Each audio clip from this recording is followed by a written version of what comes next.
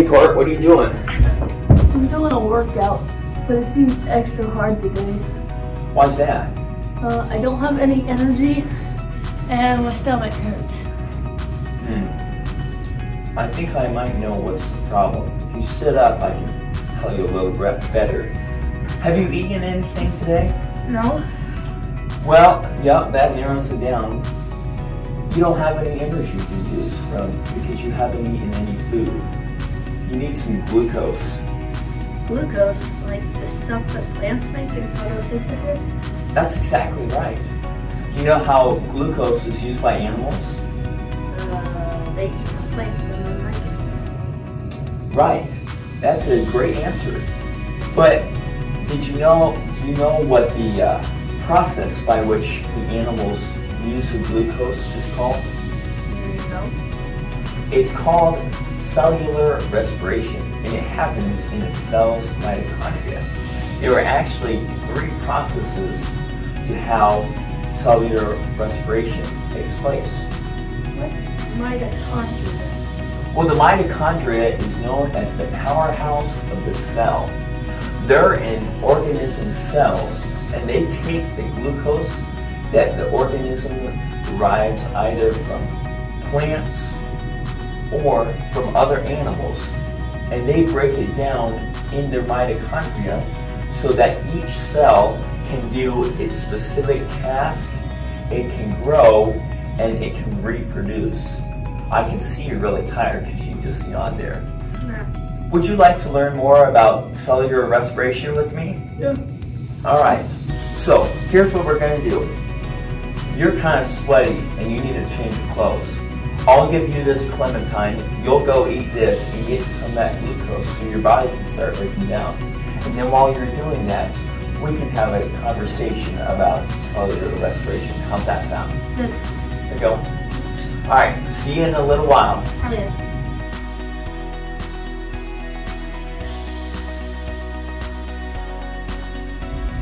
Well, Kort, it looks like you're done with your workout, and we both changed our clothes, I guess, didn't we? Yeah. So let's get into what we want to talk about, cellular respiration. Kort, do you remember anything about what I told you a few minutes ago after you got finished with your workout? Something that start with an M and cells. That's right, you're on the right track. So cellular respiration happens in each and every cell in an organism, and it happens in the place called the mitochondria in the cell. Does that ring a bell? Yeah. It does. All right, so let's talk about now the equation for cellular respiration. I'll get out my trusty whiteboard here.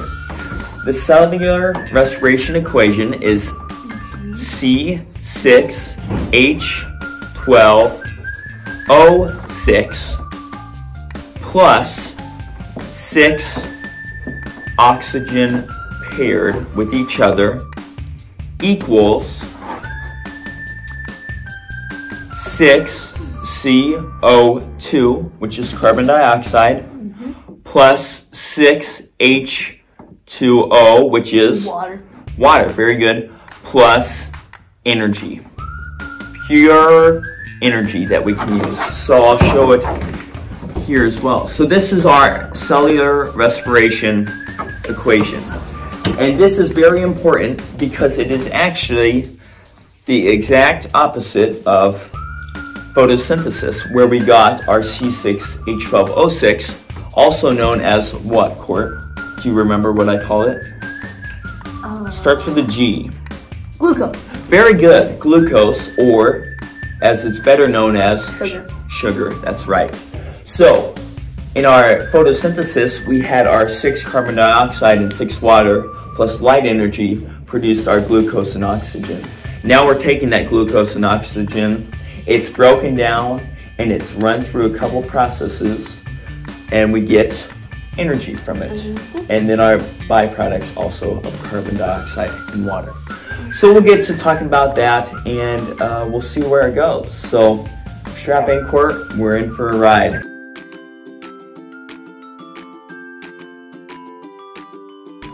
All right, Kort, can you take a guess what our first step of cellular respiration is called? Glycolysis. Good guess. So that is correct. So here we have the chemical process of how glycolysis works, okay?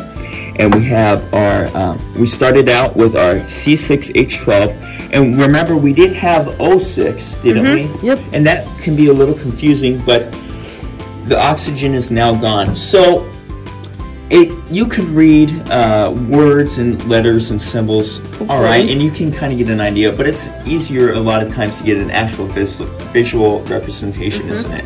Okay, so shift your attention here. This is going to be, this little tomato is going to represent our C or 6H12, all right? Along comes some ATP, adenosine triphosphate. And they slice it in half. Right, this is cell's energy. So this is going to come along and the energy is being used. So now we have to ADP. The ATP was converted into ADP. So here we have the C6H12. It moves along. And now we're going to cut it in half. And hope it doesn't squirt too much. Oh well, that's all right. So now we have C3H6. And also with each one, we have, we'll say this is there and that is there. So we're showing that each of the C3H6, also known as pyruvic acid, has an energy cell. All right, so here we're moving along now. So now if you show over here, each one is going to go through a little process here. These now have energy. So more ADP is going to come along as the cells move down, or as the pyruvic acid moves along. This ADP is going to become ATP. So we just made energy from that. Cool. On the other side, the exact same thing happens. We have our pyruvic acid with its stored energy. ADP is going to come along. Don't need that anymore. And it's going to turn into ATP. So now we just made 4 ATP or 4 energy from that right there. Also, what's going to happen is each one has the hydrogen, right? And hydrogen can be very unstable. It is. It's explosive. You will never find it alone in nature. So we're going to have a thing called NAD come along, and this is our hydrogen carrier. In photosynthesis, it was NADP, but now it's only NAD. So if you come back over here, Kort, along comes this NAD. And look, it takes away one of the hydrogen. And now we have an NADP. And this is going to move along, and we'll see the NADP later. Okay. The same thing happens with the other one. We have hydrogen here, and along comes the NAD, and it is joined together, and now the hydrogen is stable, and the NADP moves along. So now you're saying, well, we lost a hydrogen, right? So it's not technically pyruvic acid anymore, is it? Is it? No, it's not. So if you look back here, before we actually get into the mitochondria, because we're not in the cell yet, if you show this part right here, along comes a hydrogen, and we have pyruvic acid once again. So that is glycolysis. Kort, do you have any questions?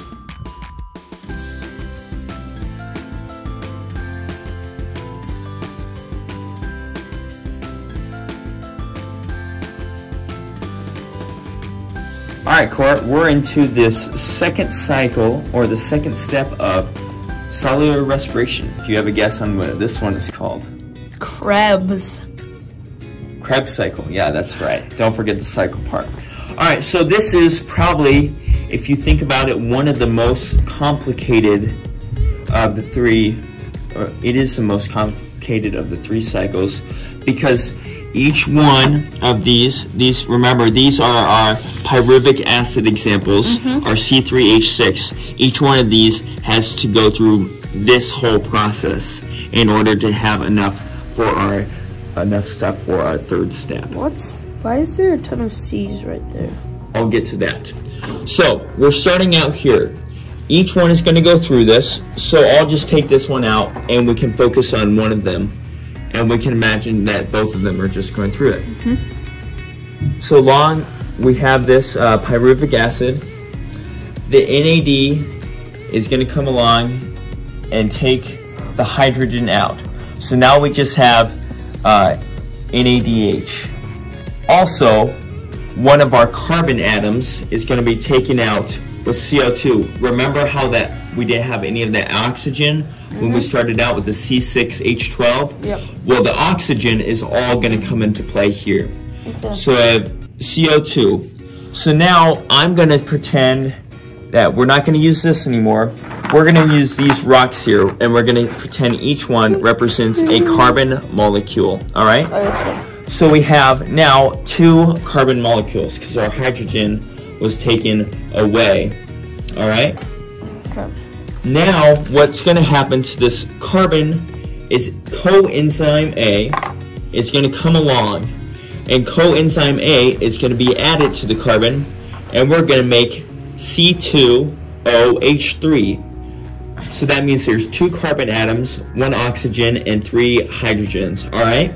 So right there, correct? Right, correct. So now, a C4, so 4 carbon molecules are going to be added to this C2OH3. So now we have C6OH3. This is known as citric acid. All right? Then we have coming along again is more NAD to carry away hydrogen. All right? Okay. So it'll come along, take that hydrogen out. Also, one of these carbons is going to leave with oxygen. So we have another carbon dioxide. So now we're left with 5 carbons, 1 oxygen, and 2 hydrogens. Okay. All right? We're here. And the CCCC or the Right, NAD. the 5 C's. Okay, cool. Another NAD is going to come along and have for NADH. So we'll come here, take away a hydrogen. Also, we have an ATP that's going to come along, and with the energy released from the carbon, it's going to be transformed into an ATP that can be used by the cell for energy. Okay.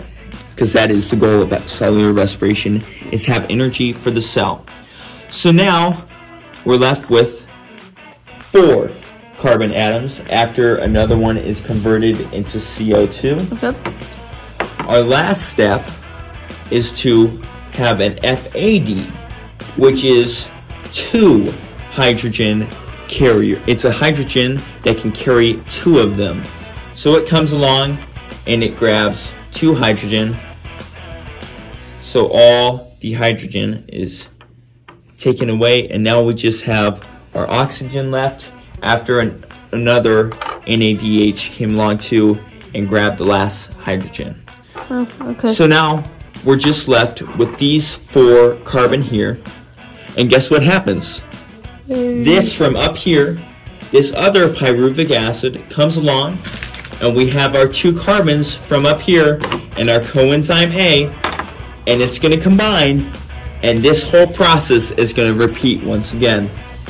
It can keep going as long as it needs to, as long as you have the pyruvic acid from your first cycle, and you make your citric acid. Yeah, it's a tongue twister. So that right there is the Krebs cycle. Kort,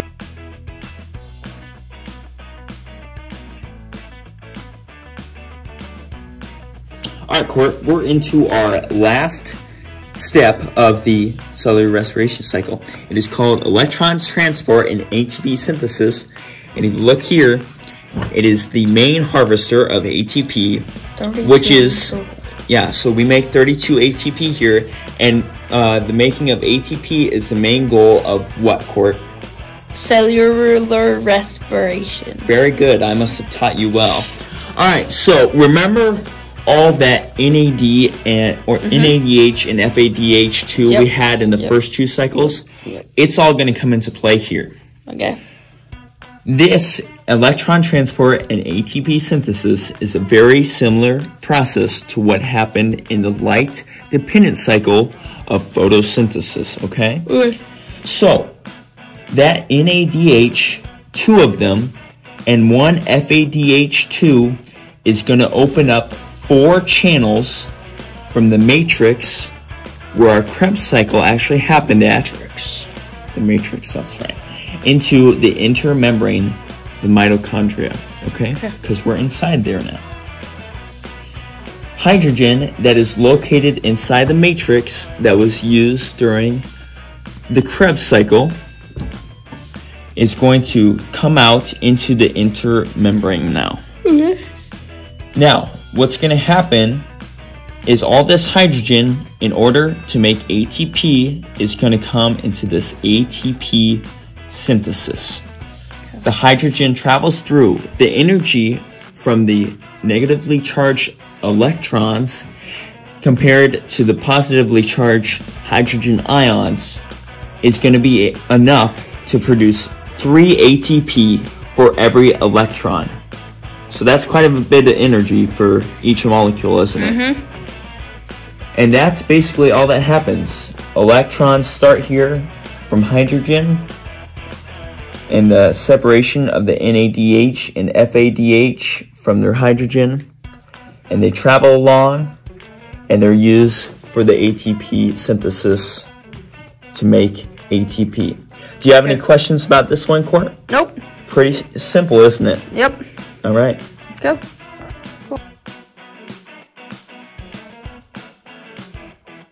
Kort, we made it. We got through cellular respiration. One thing I forgot to mention, though, before we close out, is that the electron transport cycle, after that hydrogen goes through the ATP synthesis, 4 of it actually combines with 4 electrons that were split from it with the NADH and FADH2, and they're combined with an O2 molecule, and from that you can make 2 water molecules. So if that happens 3 times, then you get your 6 water molecules that you need for the equation. So let's just go through cellular respiration, just a summary quick. So this, obviously the goal was to harvest ATP for the cell to use in growth, or even acquiring food for itself, or in reproduction, so that the cells can multiply and the organism can stay healthy as possible. Also, we had to go through all those complicated steps so that all of the molecules were stable. We don't want any hydrogen blowing up or have a lack of oxygen, because then that gets into a thing called fermentation, where we have lactic acid buildup and our body gets really sore. Finally, let's talk about how many ATP we actually made. So we made 2 in glycolysis and the Krebs cycle each. However, we did use 2 in glycolysis. And then in the electron transport and ATP synthesis, we made 32 ATP. So we came out with 34 in total. So finally, I'd like to say how everything can be connected through cellular respiration back to photosynthesis.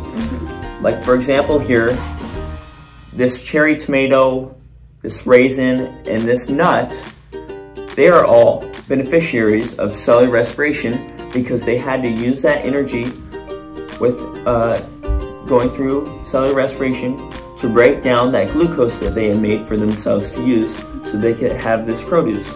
Now, Kort, can you tell me how a thing like this candy here, these candies here, are can be tied to cellular respiration for us and also photosynthesis. The chocolate inside them comes from the cocoa bean, which is grown on, I think it's a tree. Right? And that uses photosynthesis. Mm-hmm. And then We harvest that through cellular respiration, right? And the sugar is grown on sugar cane and or sugar beets. Right, and obviously that sugar is broken down because that's just what it is. So that's Kort. That's all I got for you. Have you got any questions? Nope. How do you feel after eating that clementine now? Great. I feel like I could run forever. Well, I don't think that's quite possible because you do need a steady stream of glucose, but you might as well go test it out. Let's see how long I got. And that is cellular respiration. I hope you had a fun time watching Kort and I take you through this, and we sure had a fun time showing it to you. And we'll see you again real soon. Thanks.